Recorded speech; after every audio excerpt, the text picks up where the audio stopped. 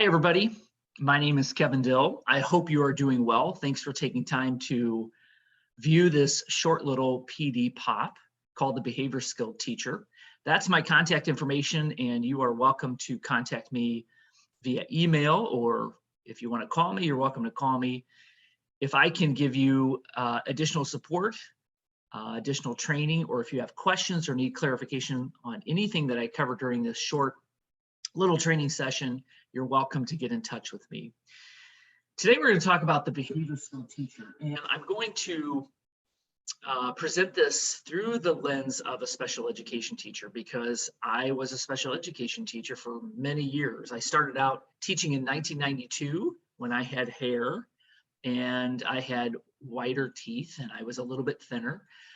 I taught at Metamora High School, and I taught a self-contained classroom of students who had behavioral health issues and some mental health issues as well. I learned a lot during those years of teaching and became a principal at an elementary school, and then became a superintendent of special education, opened up several different day treatment centers and alternative education placements.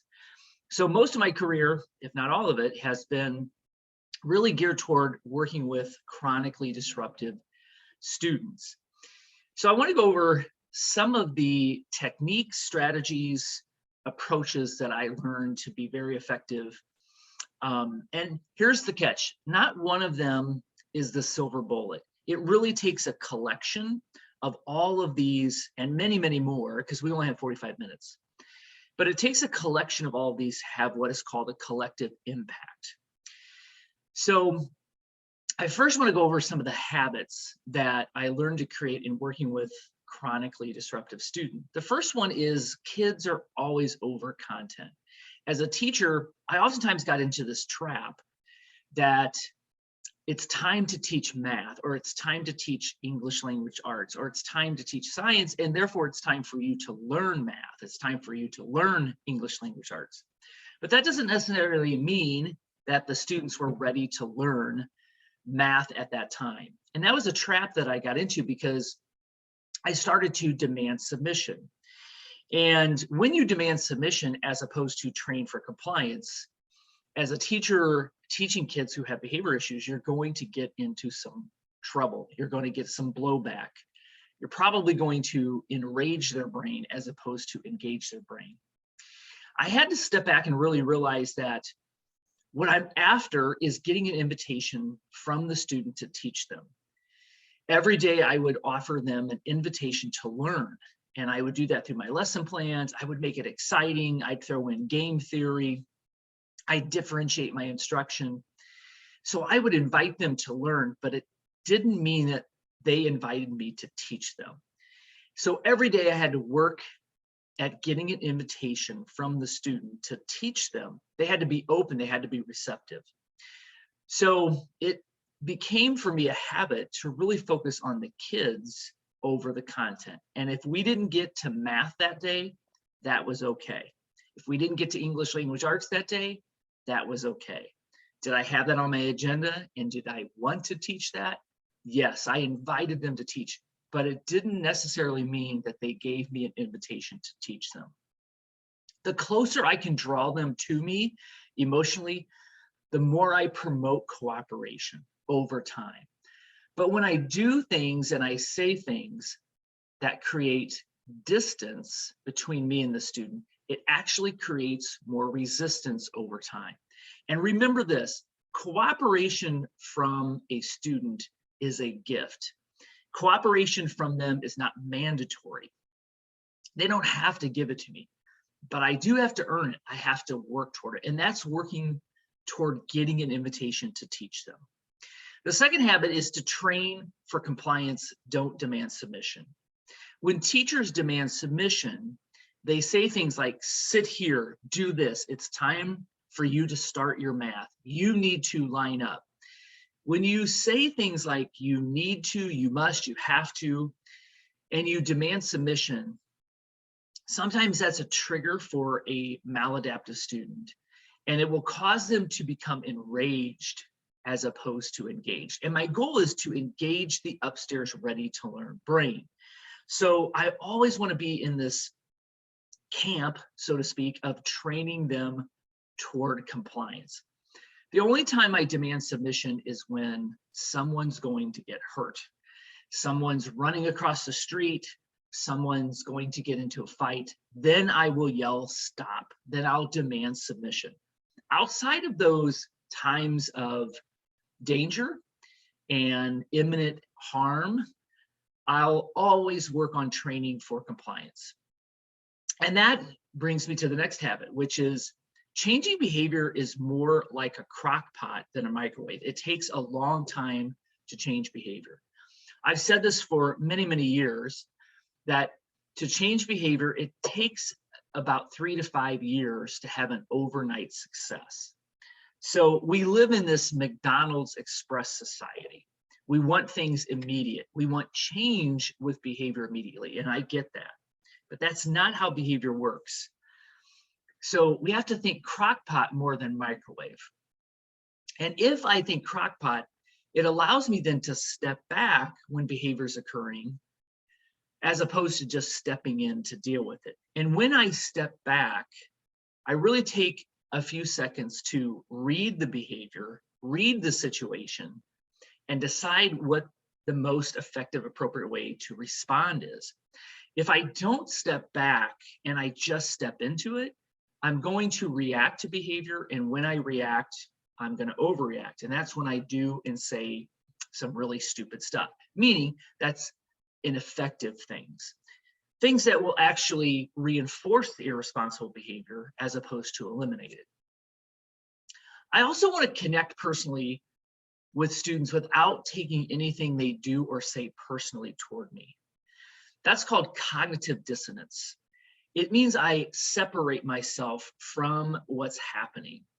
Although most of the time I want to connect with them personally. I want to develop a relationship with a student to draw them closer and to get that invitation to teach them.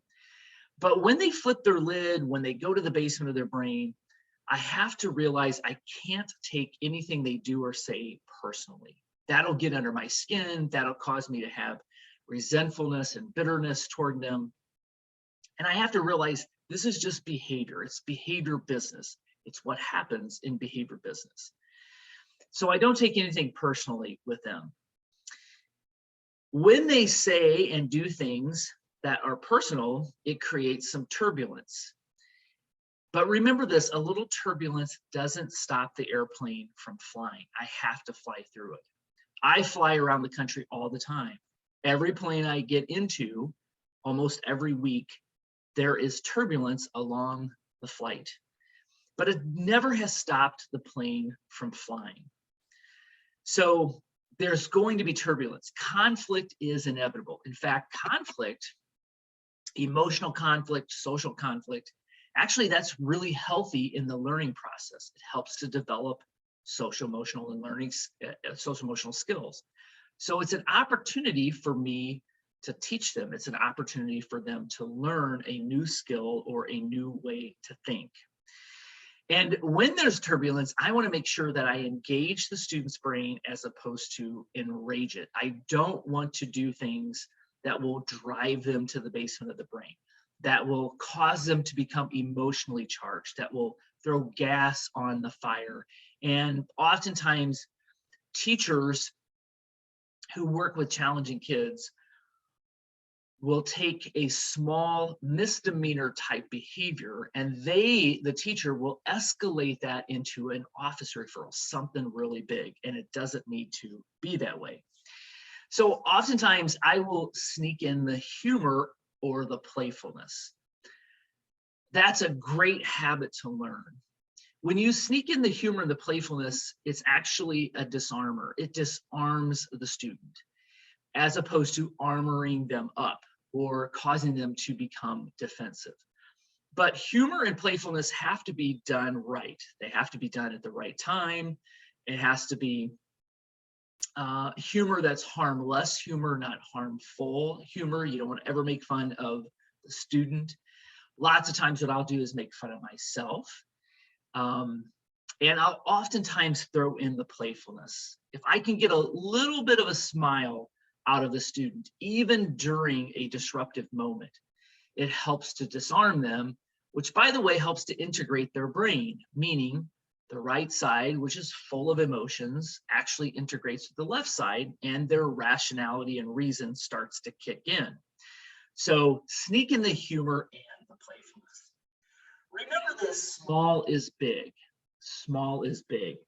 What I mean by that, pay attention to the small things all the time. It's the small things that will make a big difference. How we say things to a student, what we say to a student, if we say anything at all to a student, our micro behaviors in terms of our tone of voice, our prosody, our cadence, our facial expressions, all of those nonverbals and paraverbals that you've probably learned about.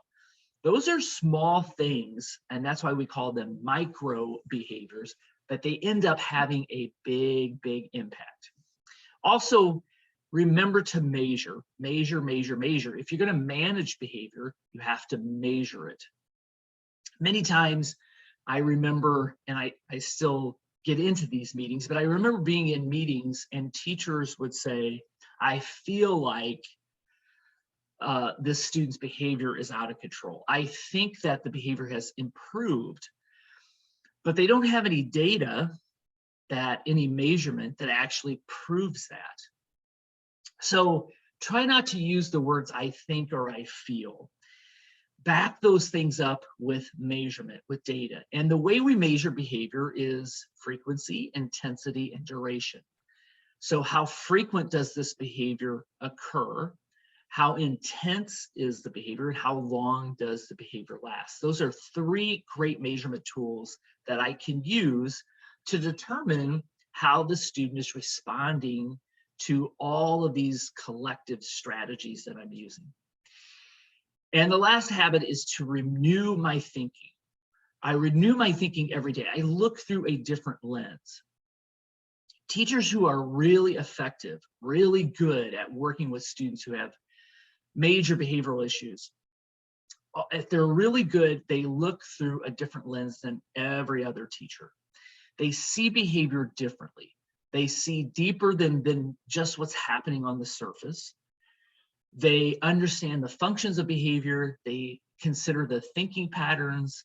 They consider the precipitating factors that drove this behavior to occur. They think about replacement behaviors. They step back and read the behavior before they step in.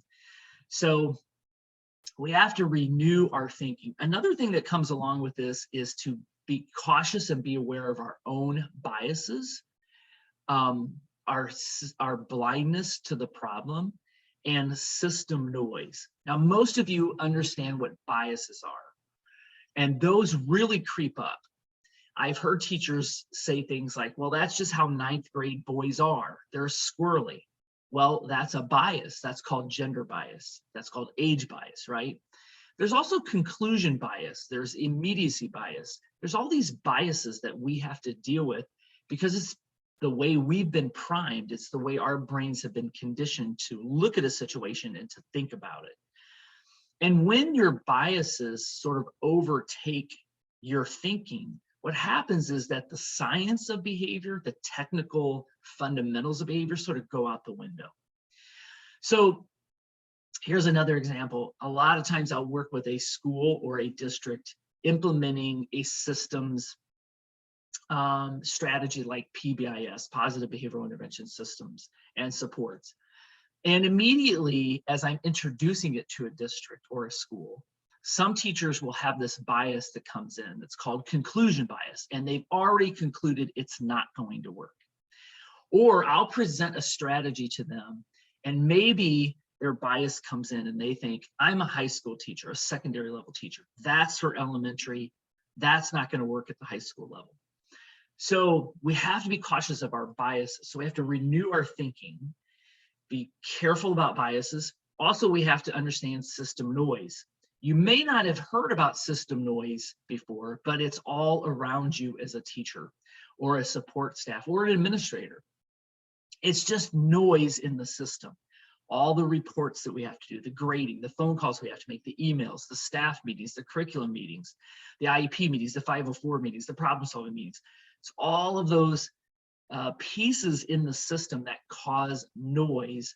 And when human judgment is involved in making decisions about another human, let's say about students and their behavior, this noise in the system can impact us. It can influence us to think a different way or to act a different way. Stress, for example, is a big outcome of system noise. So if we're stressed, we're going to react to a behavior as opposed to respond to it. And then when I react to behavior, I'm actually going to reinforce the irresponsible behavior to occur again. So there's a domino effect. And so the habit that I've really worked on, even today, I continue to work on it, is to renew my thinking every day, to remember the biases, to remember system noise, and try to not allow that to impact my or influence my judgments with a student. All right, so those are my habits. You'll find throughout this short little training, and any training that I do, that I never tell teachers what to do. I always tell them my journey, what I've learned along the way. And those are some habits that I've learned along the way. When you create these habits, you just sort of do them naturally, right? And so they become embedded in your practices. You don't have to think about them. That's the great thing about a habit. You don't have to really think about doing them. They just become habitual. So let's talk about these never students that we're dealing with. And when I talk about never students, I really think about the always students that we have in our classrooms. And those are the students who are always doing the right thing. They're always compliant. They always have their homework done. They are always studying for their tests. They always have their materials. We don't have to put a lot of time and energy in those students. And then you have the sometimes students. Those are the kids that sometimes they learn their spelling words and then the next day they forgot it. So sometimes they have it, sometimes they don't. Sometimes they're compliant, they're walking down the hallway, sometimes they're running down the hallway, right? These are the sometimes students, and they will drive you crazy as a teacher because you're like, you just had this yesterday, and today it's like gone. You had your materials yesterday, today you didn't bring your materials. Yesterday you were compliant, today you're not. What's going on with you? And so a lot of these strategies will address the sometimes students. But I also want to talk about what I call the never students. And these are the students who are never compliant. They're never safe. They're never responsible. They're never respectful. They're never doing what you want them to be doing. They never have the materials. They never study for their tests. And if you notice, they're never absent either. They're like always there.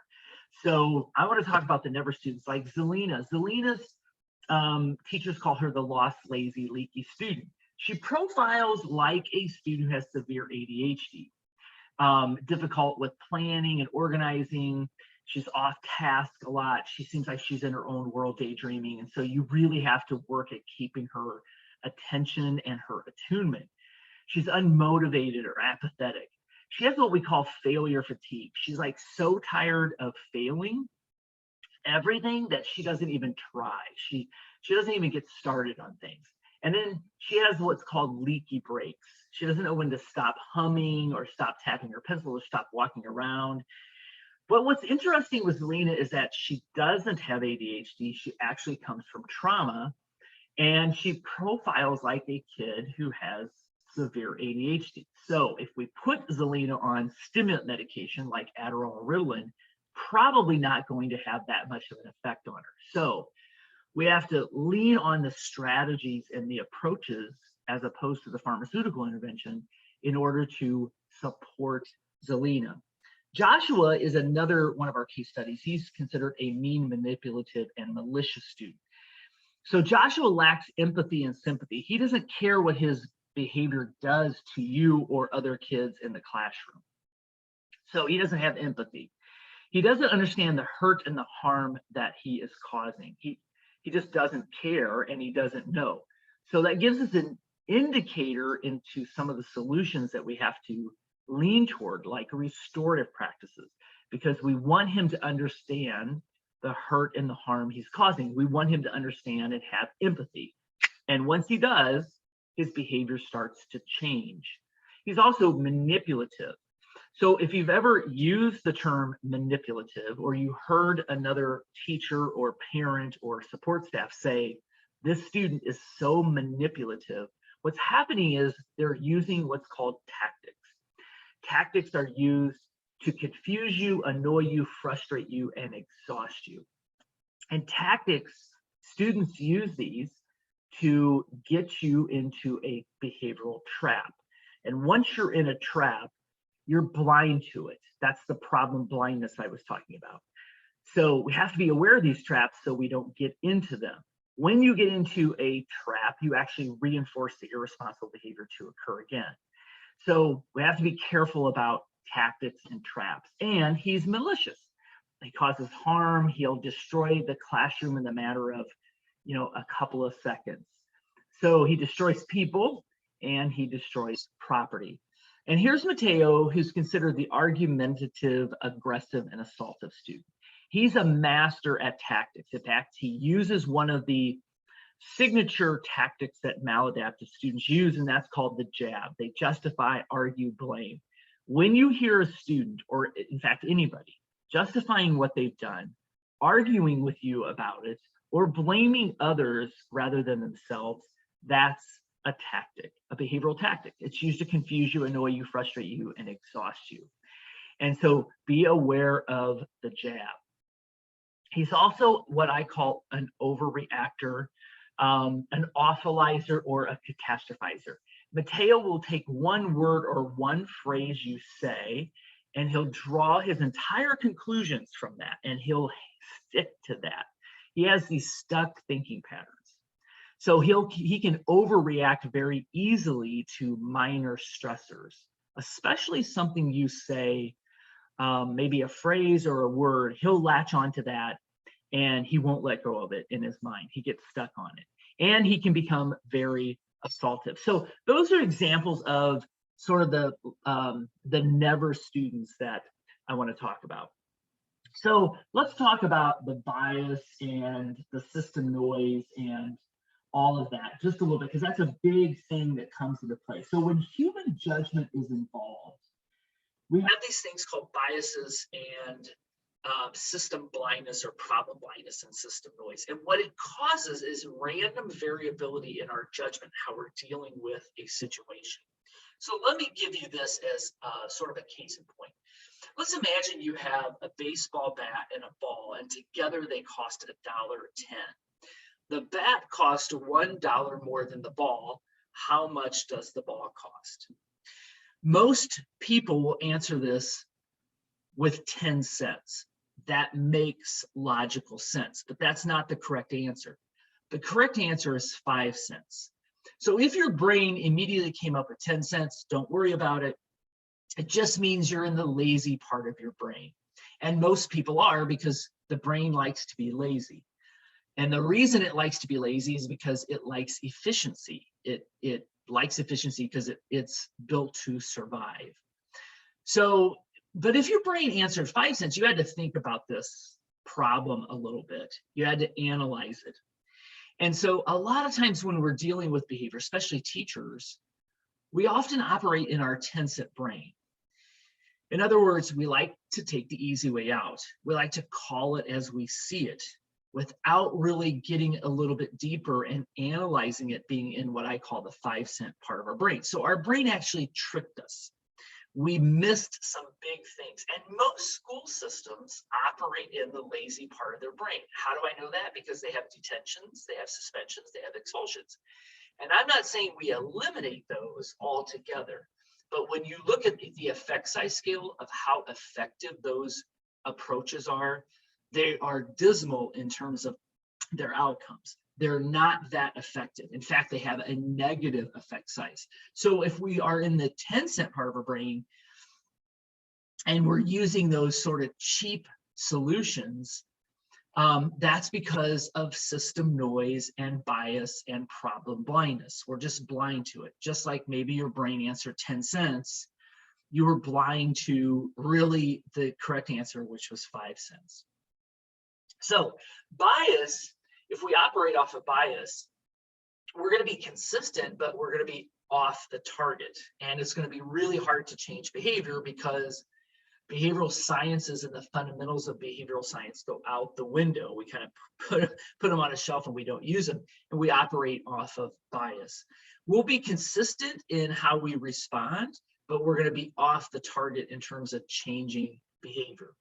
System noise that I talked about, all the things that are in our system that causes noise in our brain. There's going to be no systematic pattern to how we approach it. Like, you know, some days I might have a narrow tolerance range as a teacher. Everybody get in here, get in your seats. We've got a lot of work to do. Let's get started. All hands on deck. Let's go. And then the next day it might be like, you know what, we had a quiz today, so plan today, but I'm not feeling it today. You guys probably aren't ready. Let's just push that out to another day. So it's sort of this random, unsystematic type pattern that happens. And that's called spray and pray with strategies. Many teachers, if they're in the 10-cent part of their brain and not the 5-cent part of their brain, will often operate off of spray and pray, which is, let's just try a bunch of strategies. Let's ignore the student for a little while. Let's send them down to the office.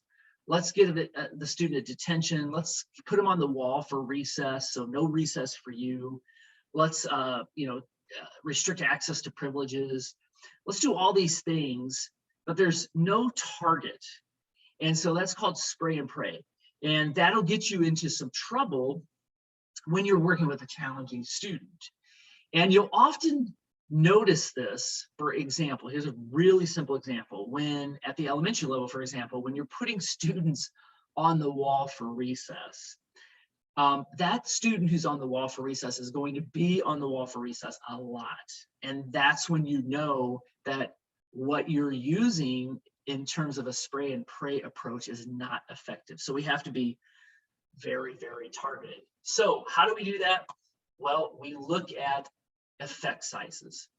It's amazing to me when I ask teachers who use a system in their classroom like a clip system. You remember the clothespin or clip system where it's green, yellow, and red, or they have the flip the card system, or whatever their system they're using to deal with behavior universally in their classroom. I will ask them, what's the effect size of that? And it amazes me of how many teachers don't know what the effect size is. And so I'll ask them, if you don't know the effect size of the strategy you're using, how do you know it's going to be effective if you haven't really looked at that? So let me give you an idea. Here are some common treatments or interventions, very popular in schools, but they don't work. They have a very, very low effect size. Meeting with a student, 0 effect size in terms of changing behavior. And that should sort of blow your mind a little bit because that's very common. Meeting with a student, pulling them up to your desk, going over to their desk, pulling them out in the hallway. Meeting with them has a 0 effect size in terms of changing behavior. Punitive discipline, which is the detention, suspensions, expulsions, et cetera, actually has a negative effect size. Moving a student to an alternative placement can have a negative effect size or a very small effect size. And then I was a special ed teacher for many years, but even the special ed placement can have a negative effect size in terms of changing behavior. And that's because many school districts and schools still have a wait to fail model. They wait until the student is failing so badly that they make a referral into special ed. Even though we have a MTSS system and we have a problem-solving system, we still have schools that have a wait to fail model. So it shouldn't be surprising that when we look at the effect sizes, that we see the problem blindness, the bias in the system noise that comes into play that leads to poor results. On the flip side of that, here are not so popular strategies in schools that have a higher effect size, and that's what we need to look at. So when I'm a school, for example, that adopts a PBIS model and I implement it with fidelity and integrity, meaning I use it the way it was designed to be used, I can have a really, really high effect size. Social skills training and social emotional learning are sort of related to each other, and they have a really high effect size. Social emotional learning is really about students being exposed to social emotional learning skills every day. It's a part of our curriculum. Just like math and science and English language arts and social studies are a part of our curriculum, so is social emotional learning. And then graphing and reinforcement and formative evaluation. This is when a student begins to graph and chart their own behavior, and they compare it and they look at trends. So they actually dive into their own behavior looking at a scoreboard. So this, for example, this happens during a check-in. So a check-in is not just in the morning when we check in with a student to ask them how their evening was, how their morning was, how they're feeling. Those are all great things to cover during a check-in, but we also want them to look at their behavior. We want them to look at the scoreboard, which happens through formative evaluation, graphing, and reinforcement. So we can look at these as accelerators to change behavior when these before are actually decelerators. They don't accelerate a change of behavior. So to address bias and system noise, we cut through all of that by looking at the fundamentals of behavior, and we look at effect sizes. So the question I had for you is, whatever strategies you are currently using with students or with a particular student, do you know what the effect size is? And you can look that up. So the next section is about when we change a student's experiences, what they're exposed to. It changes their thinking, which changes feelings and changes their behavior over time. So that's the flow, that's the linkage. We change their experiences, it changes their thinking, changes feelings, changes behavior. The goal here is we really want to change their thinking. Maladaptive students have maladaptive thinking patterns. And we don't have time to get into all the different maladaptive thinking patterns, but there's victim script thinking pattern. There's all or nothing, black and white thinking patterns. There's entitlement thinking patterns. So there's lots of different thinking patterns. Thinking patterns actually drive behavior. So if you want to change behavior, whatever you're using, whatever you're doing, whatever you're saying, has to be designed to change the way they think. Once thinking changes, their feelings change, their behavior changes, because there's a relationship between experiences, thinking, feelings, and behavior. And we find this in the formula for behavior. Here's the formula behavior. Once I learned this formula, it changed my life forever in terms of how I look at behavior. And it's B equals FPE. So B stands for behavior, all behavior, good behavior, bad behavior.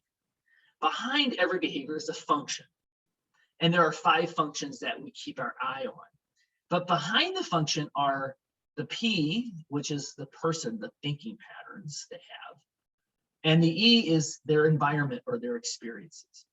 So here's how this works. You actually have to read this backwards. Experiences or the environment, what's happening in the environment, impacts the way they think, which is the P, which drives a function which manifests in a behavior.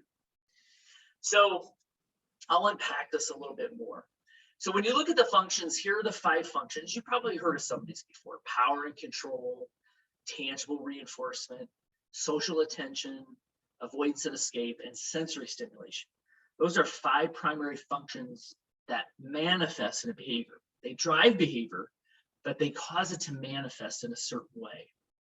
But behind the F, the functions, are thinking patterns, whether the student's brain is integrated or disintegrated, their dispositions, their emotions, all of those things about the person drive functions which manifest in behavior. And the P is influenced heavily by their experiences, their home, what happens in the home for sure, but also school.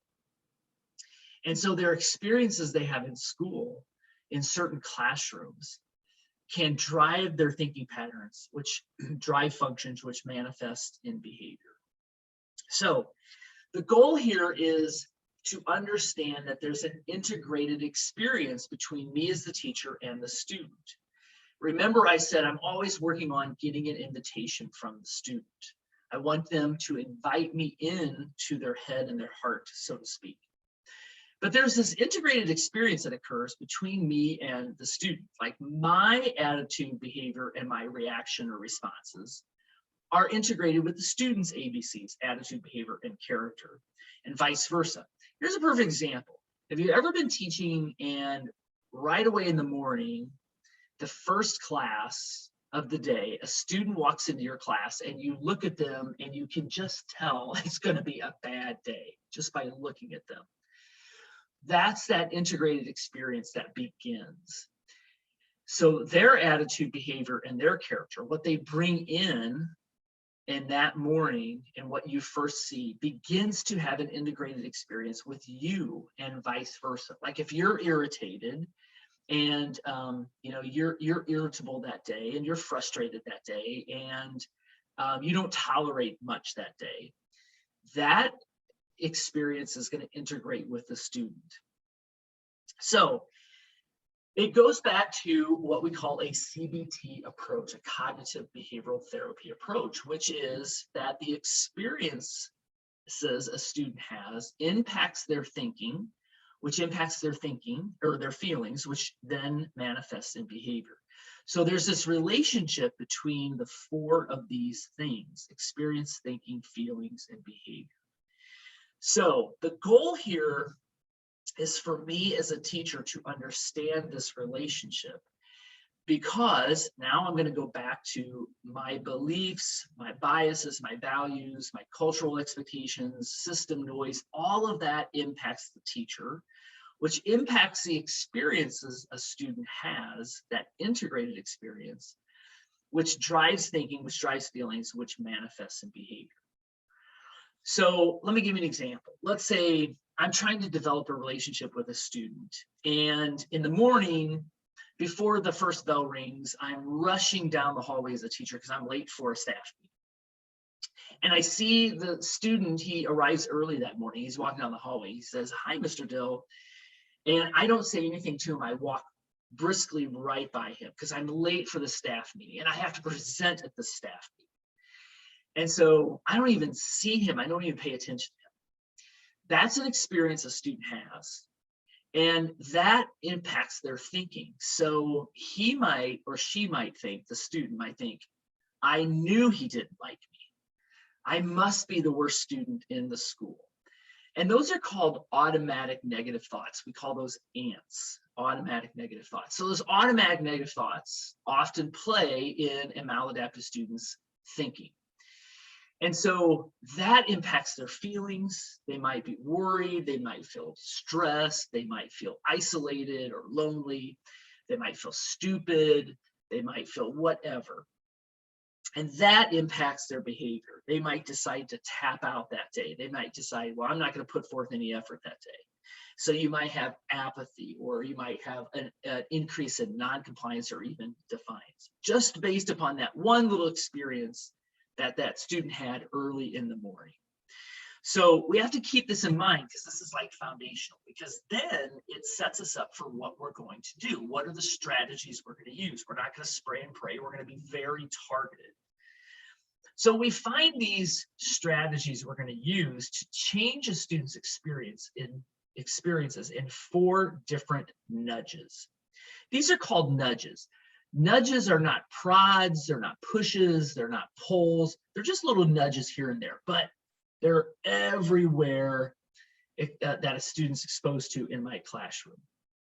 And those are called social nudges, emotional nudges, cognitive nudges, and behavioral nudges. Those are 4 nudges that I want to pay attention to as a teacher, and I want to leverage those. I want to use those because those will change the students' experiences, which will change the way they think. We call it disrupting or interrupting their thinking. And that will change their feelings, and that will manifest in different behaviors. So those 4 nudges is where I really find my targeted strategies. Yes, I might have done an FBA and I figure out the function. I might even go a step beyond that and I figure out what the thinking pattern is, whether they're an entitlement thinking pattern, they're a victim script thinking pattern. But then it's really about how do I change their experiences? And I change those experiences through these 4 nudges. Social nudges I find in my relationships with students. Emotional nudges is through my approach with the student, my interactions with them. Behavioral nudges is through structure and all of those proactive and responsive strategies I use for behavior. And cognitive nudges I find in my instruction, mostly. So this is where I find these nudges and can sort of integrate these nudges. I always look at these 4 nudges being in 4 main buckets that I use as a teacher on a daily basis. And here are the 4 buckets. Classroom management is one of those buckets, instructional management, motivation management, and behavior management. So classroom management is really about how I engineer my classroom, how it's arranged, so to speak, how efficient is movement throughout my classroom. What are the procedures? What are the processes? I'm trying to automate my classroom. That's classroom management. Instructional management really bends toward working on things like executive functioning skills, differentiating my instructional practices. I might embed social emotional learning into my instruction. Motivation management, excuse me for a second. Motivation management is about the relationships that I have with students. It's about implementing game theory in my approaches. It's giving them cognitive choices. And then behavior management is really working downstream when significant intensive behavior occurs. And that's when I really have to be careful about my role and my approach with students and when I respond to behavior as opposed to reacting to behavior. What's interesting is that when teachers work upstream in areas like classroom management, instructional management, and motivation management, then they have to deal with less behavior downstream. And the reason for that is because 95% of disruptive behavior starts upstream. It starts with minor misdemeanor behavior, what I call talkouts and walkouts. It's when the student's talking out and when they're up out of their seat doing something they shouldn't be doing. And those are minor misdemeanor behaviors, but 95% of disruptive behavior starts with those 2 minor behaviors upstream. So if I work upstream with these nudges in these 3 initial buckets, then the 4th bucket of behavior management, which is downstream, I'm going to have to deal in that bucket less and less of the time. When I'm dealing in that bucket, when a student is flipping their lid, when they're having meltdowns, when they've gone to the basement of their brain, so to speak, that's going to be very costly. It's expensive to be working in the behavior management bucket because it's going to cost me in time and it's going to cost me in relationships. So I want to work on implementing these nudges as far upstream as I can to prevent downstream behavior. And understanding that 95% of all disruptive behavior starts with talkouts and walkouts gives me a clue of how I can work further upstream. So let me give you some examples. So this is about teaching upstream. So the first thing that I want to address is my role and approach as a teacher upstream. My role is to always train for compliance, not demand submission. I want to always teach problem-solving skills. So as a teacher, I look at behavior not as a setback. I look at behavior as a setup for me teaching them a new skill, how to resolve conflict, for example, without, beating somebody up, without getting into an altercation, without flipping my lid. I want to teach them problem-solving skills. And I also want to teach them a new way to think. Because if I change thinking, I change behavior. And then the third role is to make sure I'm an effective limit setter. Some teachers will say they set limits, but they're not really good or effective at setting limits. So I want to show you a little strategy called choice language in terms of how to set limits more effectively. My approach as a teacher is different than my role. So my approach to as a teacher, I can define this in really three approaches. If you research how teachers approach maladaptive students, chronically disruptive students, you'll find that oftentimes teachers will fall into one of two extremes. They'll either be weak and permissive or hostile and punitive. So weak and permissive teachers oftentimes give multiple warnings. They'll give warning after warning after warning. And when you give multiple warnings, you actually signal that compliance is optional because you've just warned them. A hostile and punitive teacher doesn't necessarily give warnings, but they don't have a relationship with kids. And they also blame everybody else. They blame the student, they blame the parents, they blame the administration. You know, they'll say, I send a kid down to the office and you must be having a party down there because the kid comes back in 20 minutes or half hour and nothing's different. Nothing has changed. So what's going on down there? They'll blame everybody. What they don't look at is themselves, and they don't look at how they need to change their approach to have better outcomes with students. So teachers will fall into one of two extremes, but the most effective approach is called what I call the Twizzler teaching approach. And that's where I'm firm yet flexible at the same time. What that means is I'm firm on the expectations. I don't move on those. Those are in concrete, those are firm. And the reason for that is that maladaptive students will use tactics to try to negotiate those expectations, and they negotiate them all the time. But I have to be flexible simultaneously because I have to flex with their behavior, because behavior is different. Some behavior, for example, off-task behavior, is different than aggressive behavior. If they're off task or they're talking out or they're up walking around out of their seat, that is different than if they're arguing with me. It's different than if they're destroying the classroom. So I have to be able to read the behavior and I have to be able to respond to it very flexibly. So I want to be in this Twizzler teaching approach type of framework where I am firm yet also flexible.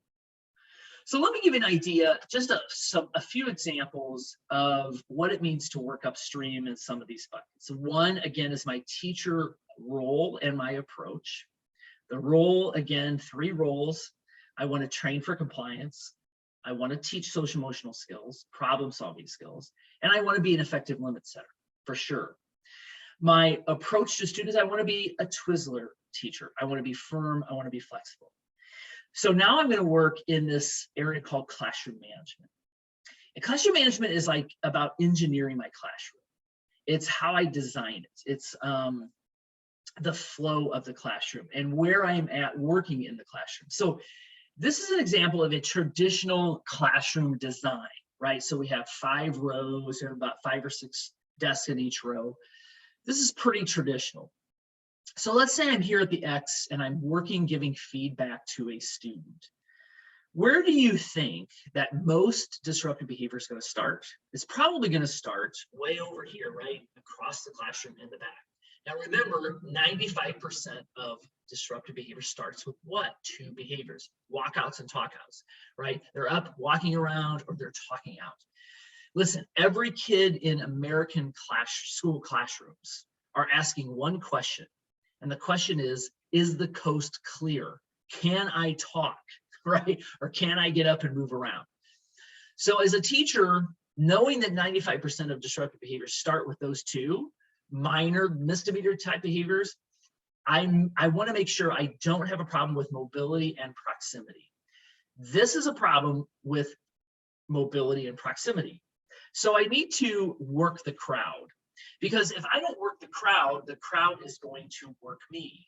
So this strategy called working the crowd is that I recognize I want to eliminate what I call the green zones, or what's called the green zones.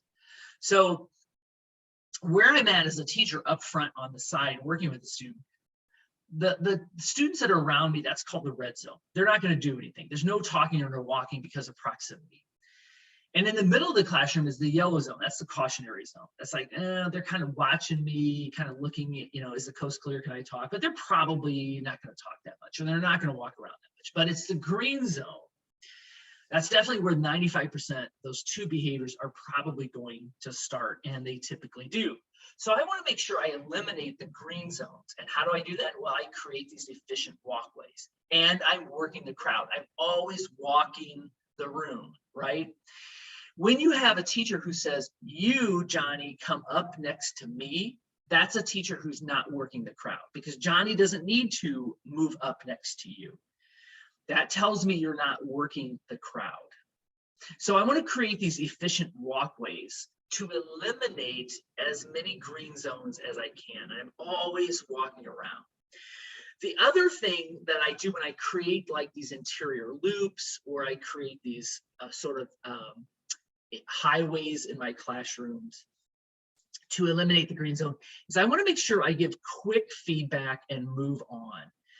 The average time a teacher uses to give feedback is 4.5 minutes. That's the average time of the student. It's way too long.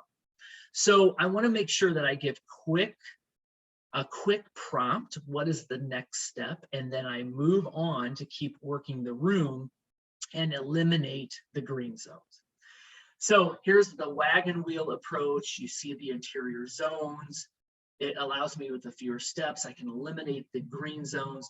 So this is just an example of a small strategy that has a big effect. Remember, small equals big. It's the small things that we do that have a big impact. Well, here are some others.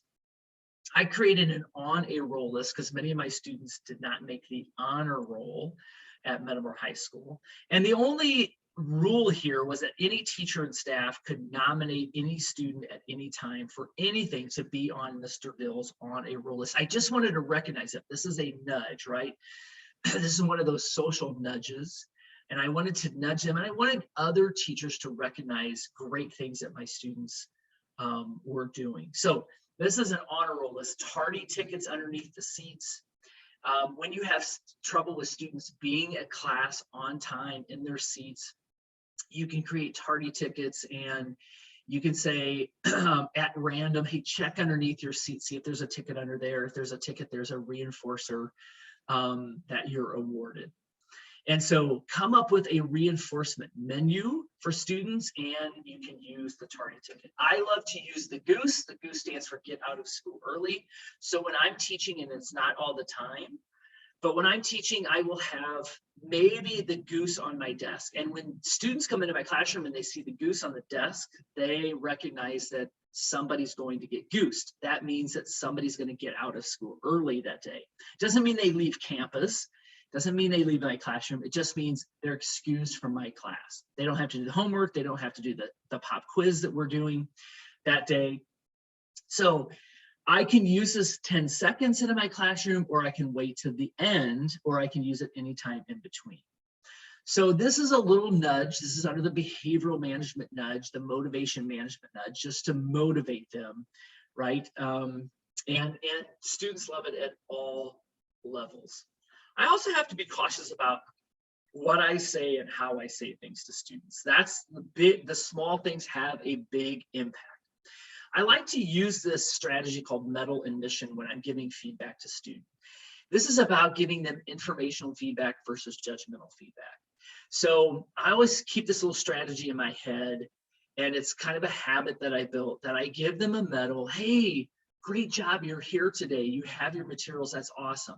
And then the mission, you've completed one, you have 8 more to do in about 10 minutes, and I walk away. I just give them a medal and a mission. That's called informational feedback, as opposed to judgmental feedback, which is that all you've gotten done? You've only gotten one done? And you can hear the judgment in my tone. So I also use a lot of plussing, or what's called the yes and. Plussing is when Pixar actually uses plussing. And that's how they've created these great blockbuster, movies like Toy Story. Plussing is when you accept another person's ideas and you add onto it or build onto it. You actually signal that you agree with them initially, so you don't armor them up. and then you add to it or move on. So I like to use phrases like, you might be right, or I'm not disagreeing with you. Those are two plussing phrases. So let's say, for example, that there's a piece of paper that a kid threw on the floor for some reason, right? Just a simple example. And you might turn to him and say, Robert, pick up the piece of paper you threw on the floor. And Robert says, I didn't throw that on the floor. And instead of saying, excuse me, yes, you did throw it on the floor. I just saw you throw it on the floor. Instead of that, which will armor a kid up, because they're already armored up anyway, but it might just like drive them to the basement even more. You might say something like, you know, you might be right, but thanks for picking it up. And you move on, right? You walk away. Or you might say, I'm not disagreeing with you. Thank you for picking up. And you walk away. Those small little phrases we use actually have a big impact. So this is sort of another habit of a strategy that I've learned to use over the years. This is called before and through the door strategies. And what I like to use before the door strategies because there's a lot of behavior momentum that's built up outside of my classroom that I do not want trailing into my class. That's called behavior momentum. It happens at arrival. It happens when they transition from different classes. It happens when they transition from lunch and recess and they come to my afternoon class. I don't want all that behavior momentum coming into my class because I'm going to spend a lot of time trying to get them settled down and into the lesson. So I want to stop that before they come through the door. So I'll have my students line up alongside the wall or the lockers, and I will greet them. And I usually engage with them in what I call informal chit chat. It's non-confrontational. So I just talk to them about, hey, what'd you guys do in PE today? Or what'd you do out at recess today? Or what'd you guys have for lunch today? And then when I'm ready to go in with my class all together, I will use what's called a commitment nudge. And I will say this to them. We're ready to go in to start our math lesson. Before we go in, I want you to hop in front of my right hand if you're going to follow my instructions during this class, or hop in front of my left hand if you're going to choose not to follow my instructions. Choose which one you're going to do right now. That's called a commitment nudge. When the brain commits to something, it's less likely to go back on it. So most of my kids would hop in front of my right hand, but I might have a couple that hop in front of my left hand. So the kids who hop in front of my right hand, I'll tell them, go to your desk. There's something that I have waiting there for you to start with no talk. I'll be in there in a minute. And they go in, and all of a sudden I've got engagement, I've got compliance, I'm on a good roll, right? But the kids who got in front of my left hand, I'm not going to ask them, so what's going on? Why did you get in front of my left hand? What happened? I'm not going to waste the time to do that. What I'm going to signal to them is something like this. I'm going to say, listen, today we have a pretty difficult math lesson, and I can tell already you're going to need my support to get through this. So I'm going to make sure I'm near you to give you support during this lesson. Let's go. And we'll go into class and we'll start. So that's called before and through the door strategies. But when I get through the door and kids are working, I got to keep that behavior momentum going, right? This is under motivation management. And so I'll use something like the secret agent, and I'll say, hey guys, stop what you're doing. And you'll see a little post-it note on your desk, put your name on it and turn it in, please. And I'll put it in a bucket or a hat. And I'll draw out a ticket with a student's name. And I'll say, okay, we have our secret agent for today's lesson. So here's the deal. As we get into this math lesson, if our secret agent has a brilliant lesson, meaning they raise their hand to ask a question or to say something, they have their materials, they're working independently during independent or guided instruction or independent instruction, then everybody in here is going to get a fast pass to the lunch line, or everybody in here is going to get a homework pass. So it creates some curiosity because no one knows who the secret agent is. It's a secret. Only I, the teacher, know who it is. So we go through the lesson, and at the end of the lesson, just before the bell rings or just before class is dismissed, I might say something like, hey, wait a minute. Before we end today's lesson, I want to announce the secret agent. Today, Mary Beth was our secret agent. Let's give her a round of applause. She did a great job. And because she had a brilliant lesson, everybody in here gets a homework pass. You can use it anytime in the future. Nice job. So that's a nudge. It just nudges them in the direction I want them to go without taking away their free will to choose what they want to do. And so, but what if Mary Beth didn't have a good lesson? I would say something like, you know what, today our secret agent did not have a good lesson. We're going to have to try this again some other time. Let's finish up with the odd problems before the bell rings. And I move on. So I don't call Mary Beth out. But again, this is just a little nudge that I use to nudge them in a direction. All right, let's finish up with this. Let's talk about downstream. Like, how do I teach downstream when I'm using these nudges in classroom management, instructional management, motivation management, and now I got to deal with behavior. And I know it's going to cost me some time, and I know it's going to cost me in relationships. So I want to talk about a couple things, how to respond to behavior in the moment. The first thing I do is, as a teacher, is I got to read the behavior. So that's the stepping back before I step in. So is it disengaged behavior, distracting behavior, disruptive behavior, destructive? If it's disengaged behavior, that's on me as the teacher. I need to change the way I'm instructing to engage them more. It goes back to that old saying that a well-engaged classroom is a well-behaved classroom. But if it's distracting behavior, I'll probably ignore it until it becomes disruptive. Disruptive behavior is when I can't teach anymore and you can't learn and the other students can't learn. It's so disruptive, I have to stop instruction and I have to address it. So that's when I go into limit setting, for example, and that's when I become a really flexible teacher as part of that Twizzler teaching approach. And then there's destructive behavior. When they destroy people, they say things that are destructive, or they destroy property. That's a signal to me I'm probably going to have to use restorative practices to teach them empathy and to teach them the hurt and the harm they caused and how to repair and restore that. So this is a guide for me as I step back. Before I step in, I read the behavior in the moment. When I'm reading the behavior in the moment, especially with maladaptive kids, I have to be careful about tactics. Tactics, again, are used to confuse, annoy, frustrate, and exhaust. And they come in all different shapes and sizes. And these kids are really masters at tactics. So tactics can be picking at the details, pretending not to listen, certainly the jab, they justify, argue, blame. That's a tactic. So I have to be aware of tactics because I don't want tactics to lead me into traps. So if I recognize that there's a tactic happening, I usually use the 4 Ds. I detect the tactic, then I detach myself personally. I don't take anything they say or do personally. I disconnect emotionally. I don't want to throw emotional fuel on the fire. I don't want to overreact to this. I don't want this to become emotionally charged. And as a teacher, I don't want to take a small misdemeanor behavior, and because I'm frustrated and irritated and exhausted and stressed, I don't want this to accelerate into an office referral or something much bigger than what it really is. And then I oftentimes then use a diffuser. I like to use the words regardless or nevertheless. When you hear Mr. Dill say regardless or nevertheless, you know I'm probably going to go into limit setting very quickly.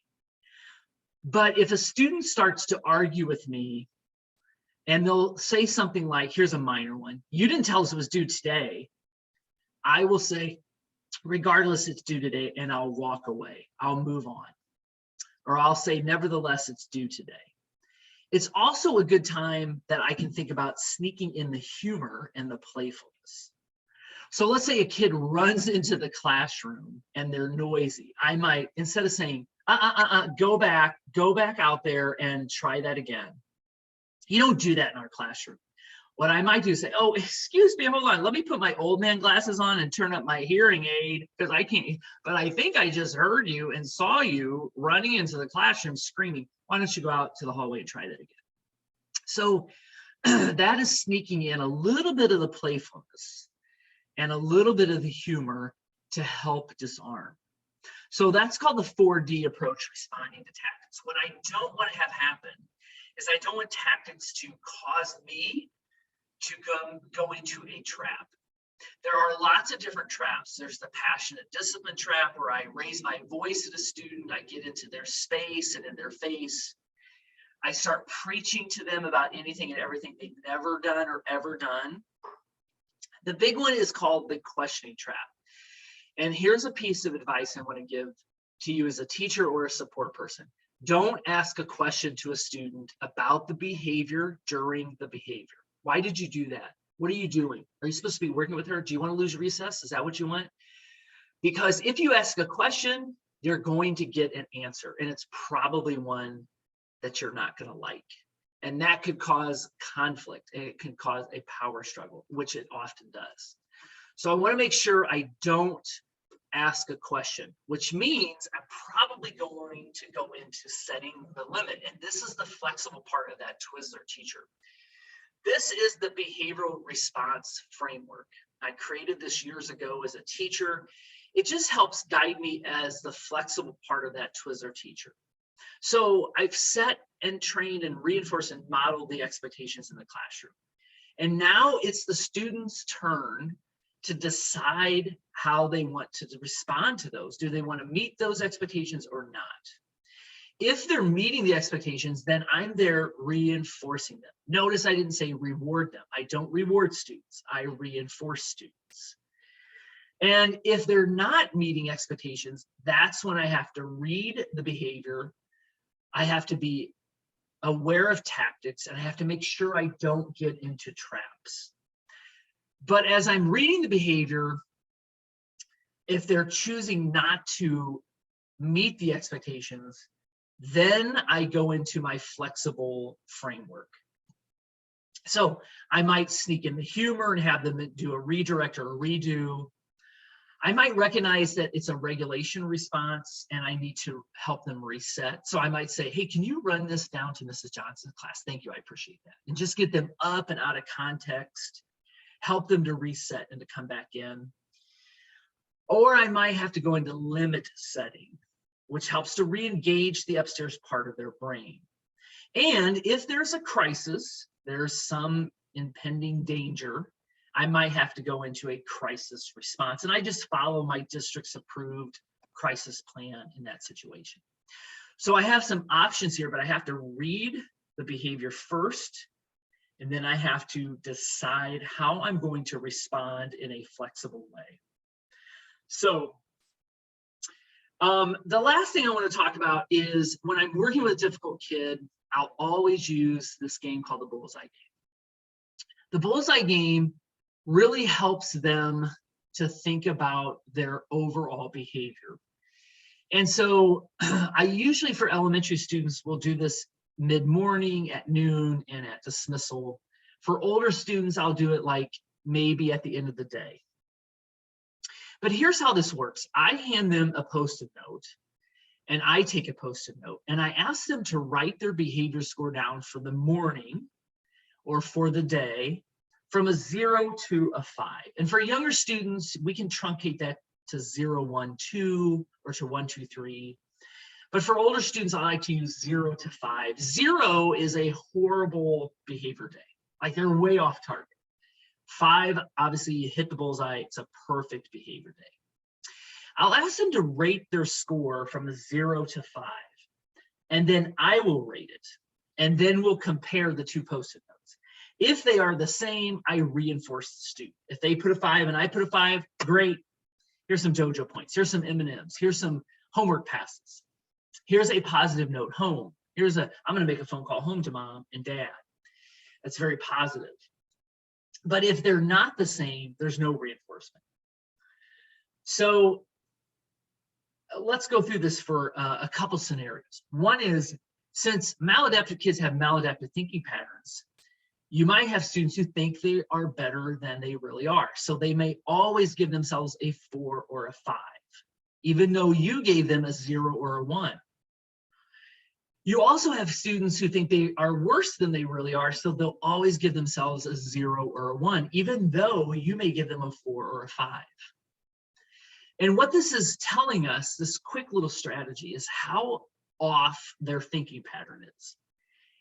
And so a lot of times their perception of reality and reality with their behavior is off by a mile. And we need to bring that closer together. So let's say a student named Thomas had a great day. And I give him a Post-it note. He writes down a 4. I write down a 4. It wasn't perfect, but it was a great day. And we talk about it, I say, yeah, you had a great day. And he says, yeah, I had a little bit of difficulty in math class. I started to shut down a little bit, but I recognize that. I tried to pull it back together, but I gave myself a 4. I'm like, yep, you're right. I would give you a 4 too.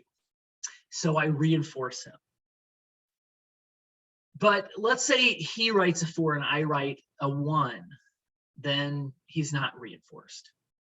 But let's say Thomas had a horrible day. He writes a 0 and I write a 0. They're the same score. I reinforce him. I'm not reinforcing his horrible behavior. I've already dealt with that.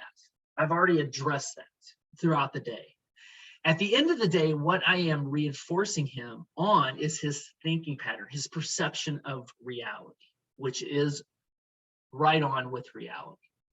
So what's interesting is that if I do this every day as like a checkout with a student, I can sort of quickly assess what their perception is of their behavior. And I'll also see this over time. And over time, if they become closer together consistently over time, I know that their perception of their behavior is getting closer to reality of their behavior. And that's where I want them. That gives me an indication that I'm changing the way they think about their behavior. So just a little quick game that is a big nudge. All right, we are out of time. We're probably over time. Just a quick little PD pop as you're dealing with and addressing really challenging, chronically disruptive students. I hope you enjoyed this. Again, that's my contact information. And if you have any questions, you're welcome to contact me, or if you want additional training, you're welcome to get a hold of me. I'd be glad to help out in any way that I can. All right, take care. We'll talk soon.